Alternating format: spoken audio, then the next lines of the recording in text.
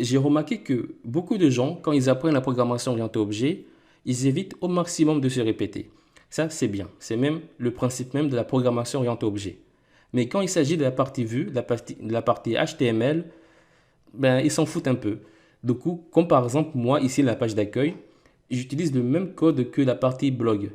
Alors que je pourrais utiliser, par exemple, le système d'include euh, pour éviter vraiment de me répéter. Et moi, par exemple, je n'ai pas respecté ça.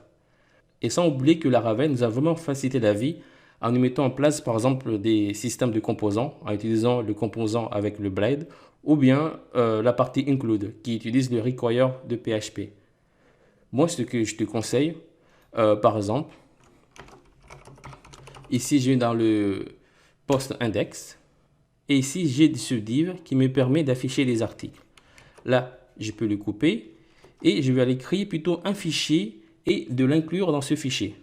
Alors, je le mets le fichier dans le dossier layouts. Et comme nom de fichier, je mets par exemple post underscore all.blade.php. Et là, je lui mets le code. J'utilise le include de Laravel. Et là, je mets post all. Si je reviens ici, là, je n'ai pas de souci. Si par exemple, j'enlève ça et que j'actualise, là, ça a disparu. Très bien. Ce qui veut dire que je peux également inclure ce même fichier ici dans la page d'accueil pour les top 6. Là, je le copie et je vais dans le fichier home. Voilà. Et ici, je vais réduire ce div et puis je vais l'enlever. Et là, je le colle. Si je reviens ici et que j'actualise, voilà, là, je récupère toujours les top 6 des articles. Mais admettons que, par exemple, j'ai envie de récupérer, par exemple, les 3 derniers articles que je viens de rajouter et de les mettre aussi dans la page d'accueil. Ce que je peux faire, c'est d'aller dans Home Controller. Alors, ici, je récupère une variable qui a pour post et qui récupère les 6 articles les plus visités. Ici, je mets la méthode post pour récupérer les 6 articles les plus visités. Voilà. Mais moi, j'ai envie également de récupérer les 3 derniers articles. Donc ici, ce que je peux faire, là, je peux mettre une autre variable. Et comme nom de la variable, je mets par exemple last post. Et là, je mets s à la fin. Et ici, ça sera égal à post. Je mets le modèle. Et ici, comme méthode, je mets order by dest. Et ici, je mets created at.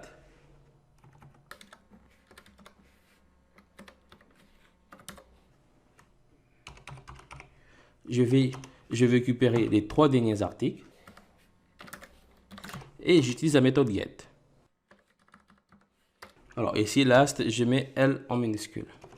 Alors, si là, j'actualise, il me donne une faute. Alors là, c'est order by. Très bien. Je reviens dans le fichier home. Et ça là, je duplique.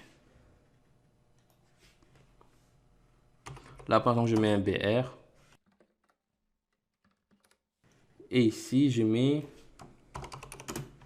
les 3 derniers articles. Alors ici, dans ce fichier include, j'aimerais bien récupérer cette variable last post et l'envoyer ici, à l'intérieur de ce fichier. Je mets en second paramètre un tableau. Je mets que la variable post est égale à ça. Voilà. Et là, si j'actualise, là, je récupère les 3 derniers articles. Très bien. Alors, je vais plutôt le mettre dans une div. Je le mets. Pareil aussi pour ça. Hein. Voilà. Admettons que par exemple, ici, dans les 3 derniers articles, j'ai envie de récupérer seulement ici l'image. mais pas le nom, ni la description, ni la catégorie. Ce que je peux faire, par exemple, là, j'ai fait un petit saut de ligne. Et là, je mets par exemple view, enfin, j'ai pas vraiment d'idée, qui sera égal à true. Ici, la vue pour afficher le titre et la description, ça sera égal à true. Ce qui veut dire que je vais aller dans ce fichier-là. Ici, j'ai tout ça. Je le coupe et je mets la condition if. Et ici, je vais récupérer la variable view. Voilà, si view est égal à true, il va apparaître tout ça. Mais si je fais comme ça, que je réactualise, il me donne une erreur. Parce que ici, pour les top 6, la variable view n'existe pas. Donc, je vais le mettre. Égal à true. Mais par contre, ici, ça sera plutôt égal à false. Voilà. Et là, si j'actualise, ici, il m'apparaît que l'image. Et si je descends en bas, ici, il y a le titre ainsi que la description. Ce qui veut dire qu'il faudrait aussi que je fasse de même pour la partie blog. Je vais donc dans le fichier index. Voilà. Et là, si je réactualise, très bien. Je reviens dans recueil. Alors ici, je vais juste mettre une petite margine pour séparer le top 6 ainsi que les 3 derniers articles. Là, je mets une classe. Je mets margin button de 5. Voilà. Alors, j'aimerais également profiter pour changer en fait ici la partie navigation. Parce qu'en fait, j'aimerais petit à petit en fait enlever tout ce qui est sémantique UI. D'ailleurs, ici, je vais enlever ça. Voilà, on n'a pas besoin.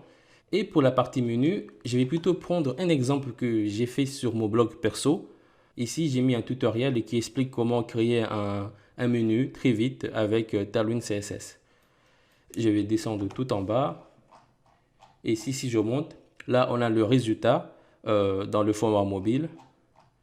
Et ici, on a le résultat pour le format ordinateur. Alors, moi, je vais copier la partie nav. Et puis, je vais dans le fichier default blade.php. Ici, j'ai la partie navigation. Et là, je vais mettre tout ça. Alors, si je retourne ici et que je réactualise, ici, on a le menu, mais il est tout en blanc. Parce qu'en fait, ici, j'ai utilisé une classe particulière. Ici, j'ai mis une classe BG Navigation.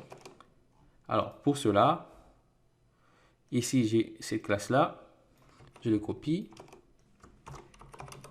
Et puis, je vais dans le fichier Custom. Là, je mets ça. J'ouvre le terminal. Je mets larablog. Et je lance ici npm run watch. Voilà. Je reviens dans l'application et je réactualise. Très bien. On va regarder si ça marche très bien au format mobile. Là, tu vois, ça marche très bien au format mobile. Allez, je reviens dans le format ordinateur. Et je vais modifier ça. Ici, je vais modifier le titre mon blog par larablog. Hein. Ça, je peux d'ailleurs l'enlever. Alors, ici, je mets ça là. Et là, je mets Lara. J'actualise. Larablog. Le logo que tu vois ici, c'est le logo de Tailwind CSS. Je ne me suis même pas pris la tête à créer un logo. Voilà, comme je veux que Tailwind CSS propose ce logo-là dans la partie documentation. Du coup, je l'ai directement pris. Voilà, je ne me suis pas pris la tête. Alors, si je vais dans blog, ça marche. Je clique sur un article, ça marche très bien. Si je clique là, très bien. Alors ici, je vais laisser le lien pour le contact. Comme ça, plus tard, on pourra créer un formulaire de contact. Ici, la partie blog, je laisse. Et ici, dans la partie actualité, je vais plutôt l'enlever et mettre plutôt membre. Et ici, c'était users. Si je monte en haut, alors là, j'enlève ça. J'actualise. Et là, je vais mettre un petit margin entre le menu de navigation ainsi que les contenus qui sont en bas. Ici, je mets de 3. Voilà, c'est super.